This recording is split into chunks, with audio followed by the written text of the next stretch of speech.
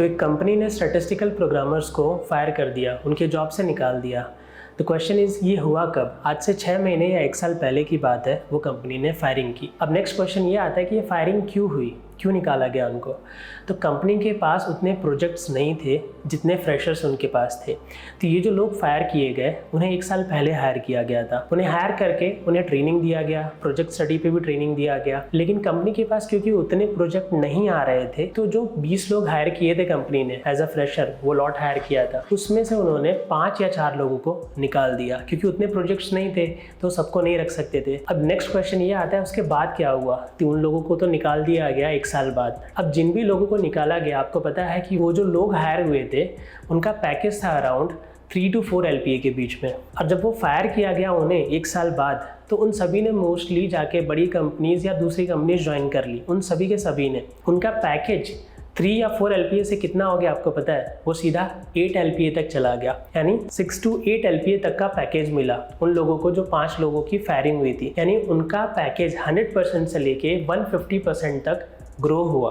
तो इसमें से आपके लिए लर्निंग ये है दोस्तों, अगर आप एक अच्छे रोल पे काम कर रहे हो जो कि डिमांडिंग है, जिसकी मार्केट में ग्रोथ भी है, तो कंपनी के XYZ रीज़न की वजह से, ठीक है, यहाँ पे कंपनी के मैं पर्सनली 2 रीज़न बोलूँगा, क्योंकि वो कंपनी का रिसेंटली क्या हुआ था, एक्विजिशन हुआ था। एक दूसरी बड़ी फर्म ने उसका एक्विजिशन किया, तो उस जो कंपनी का स्टाफ था ना, जो एग्जीक्यूटिव लेवल पे या डायरेक्टर लेवल पे या उससे भी बड़े लेवल पे जो स्टाफ था, वो अब चेंज हो गए थे धीरे धीरे। क्यों चेंज हो गए थे? क्योंकि जिस कंपनी ने टेक ओवर किया ना, तो वो कंपनी क्या सोचने लगी इस कंपनी के बारे में, एज अ मनी ओरिएंटेड सोचने लगी। कॉस्ट कटिंग का या कॉस्ट में बेनिफिट कैसे हो, उन चीज़ों का ज़्यादा सोचने लगी इंस्टेड ऑफ एम्प्लॉय ओरिएंटेड। अब जो पहले ये कंपनी चला रहे थे, तो वो एम्प्लॉय ओरिएंटेड ज़्यादा थे। तो जब दूसरी कंपनी ने टेक ओवर किया, तो वो मनी ओरिएंटेड हो गए, तो अपने एम्प्लॉयज़ का इतना ख्याल नहीं रख रहे थे। तो जो मेजर लेवल पे कंपनी थी, वो कहीं ना कहीं थोड़ी सी शेक हो रही थी। उसी का रीज़न था कि वो कंपनी ने फायर किया पहली बार। एक वो रीज़न था, और दूसरा रीज़न, वैलिड रीज़न, प्रोजेक्ट भी था। अब इसमें से लर्निंग पे आ जाते हैं। आपके लिए लर्निंग ये है दोस्तों, देखो कोई भी ये रीज़न हो सकता है, या तो कंपनी का एक्विजिशन हुआ होता है दूसरी कंपनी के साथ, तो या मर्जर होता है, तो कुछ ऐसे चेंजेस होते हैं, शायद उसमें फायरिंग भी हो सकती है, ठीक है।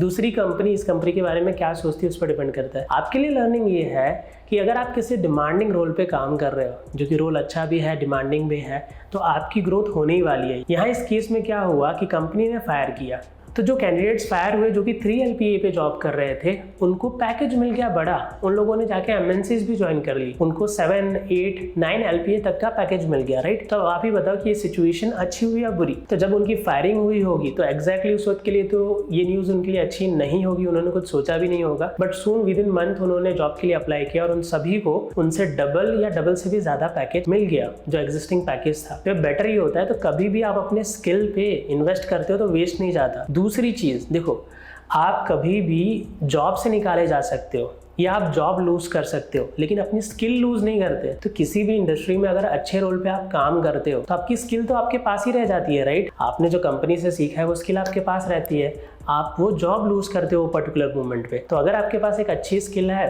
तो उसका बेनिफिट तो आपको होने ही वाला है। और इस केस में यही हुआ कि उन सभी का मतलब 3 to 4 LPA के बीच में पैकेज था, और उनको हाइक मिल गया, उनका पैकेज 8 या 9 LPA तक चला गया, ठीक है। तो मतलब बेनिफिट ही है। तो आज की वीडियो में बस इतना ही दोस्तों, मिलते हैं अगली वीडियो में, तब तक के लिए बाय बाय।